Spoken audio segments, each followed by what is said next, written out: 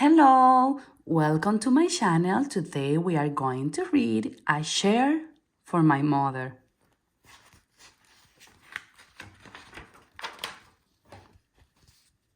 My mother works as a waitress in the Blue Tile Dinner. After school, sometimes I go to meet her there. Then her boss Josephine gives me a job too. I wash the salts and peppers and fill the ketchups. One time, I peel all the onions for the onion soup. When I finish, Josephine says, "Good work, honey," and pays me. And every time, I put half of my money into the jar. It takes a long time to fill a jar this big. Every day, when my mother comes home from work, I take down the jar. My mama empties all her change from tips out of her purse for me to count. Then we push all the coins into the jar. Sometimes my mama is laughing when she comes home from work. Sometimes she's so tired. She falls asleep while I count the money out into the piles. Some days she has lots of tips. Some days she has only a little. Then she looks worried. But each evening, every single shiny coin goes into the jar.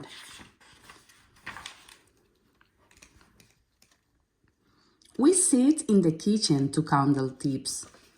Usually, Grandma sits with us too. While we count, she likes to hum. Often, she has money in her old leather wallet for us.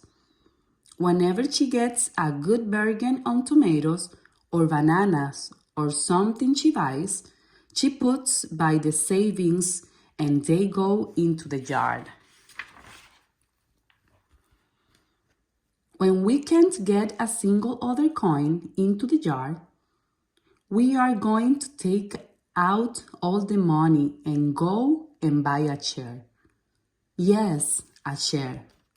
A wonderful, beautiful, fat, soft armchair. We will get one covered in velvet with roses all over it. We are going to get the best chair in the whole world. That is because our old chairs burned up. There was a big fire in our other house. All our chairs burned. So did our sofa, and so did everything else.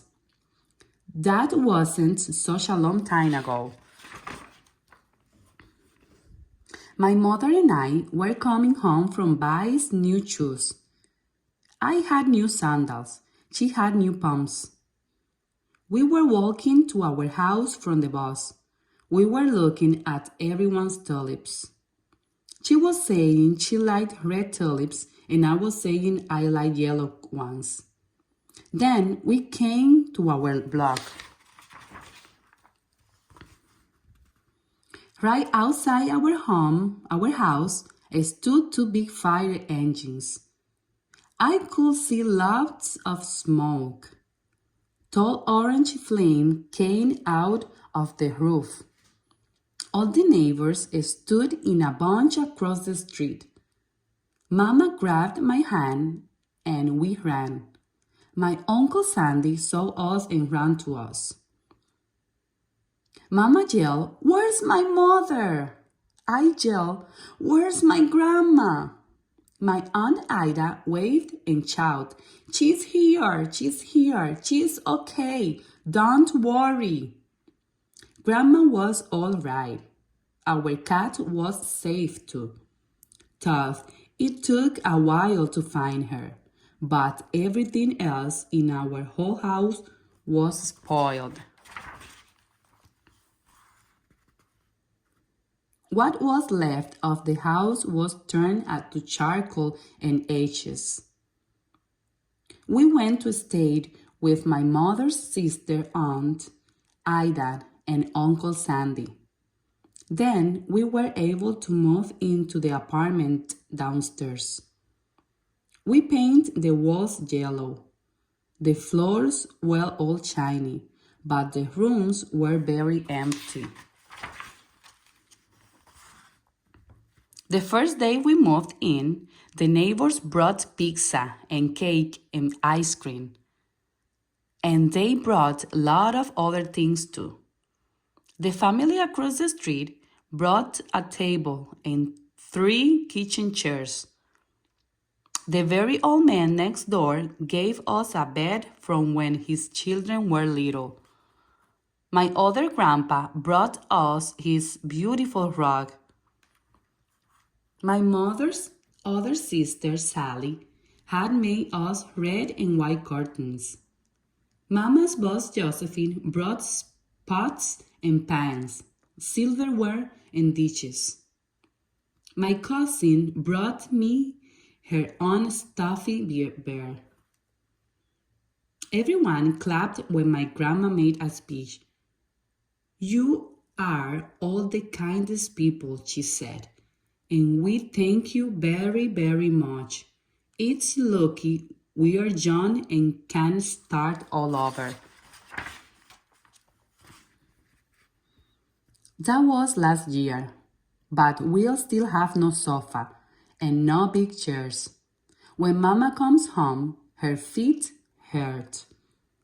There's no good place for me to take a lot of my feet, she says. When Grandma wants to sit back and hum and cut up potatoes, she has to get as comfortable as she can on the hard kitchen chair.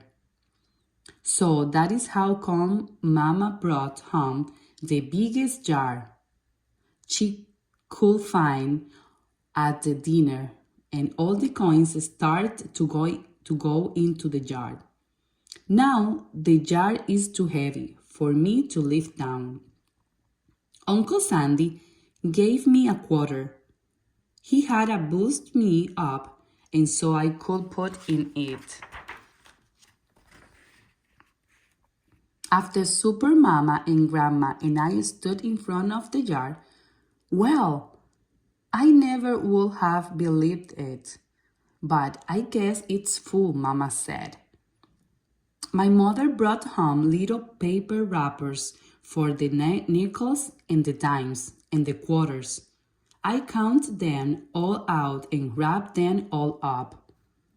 On my mother's day off, we took all the coins to the bank.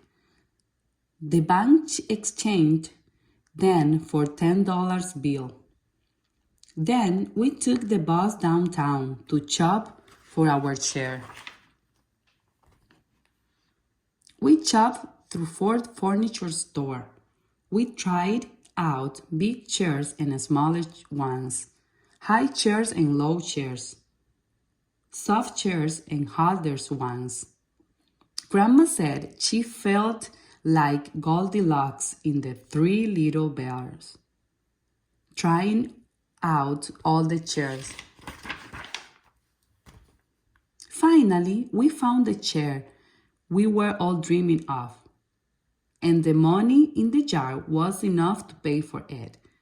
We called Aunt Ida and Uncle Sandy. They came right down in their pickup truck to drive the chair home for us. They knew we couldn't wait for it to be delivered.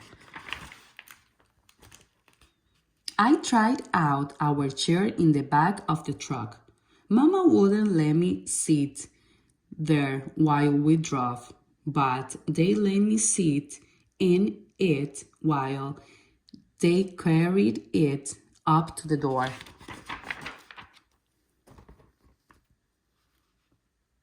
We set the chair right beside the window with the red and white curtains. Grandma, Mama, and I all sat in it while Auntie Ida took our picture. Now Grandma sits in it and talks with people going by in the daytime. Mama sits down and watches the news on TV when she comes home from her job. After supper, I sit with her and she can reach right up and turn out the lights if I fall asleep in her lap.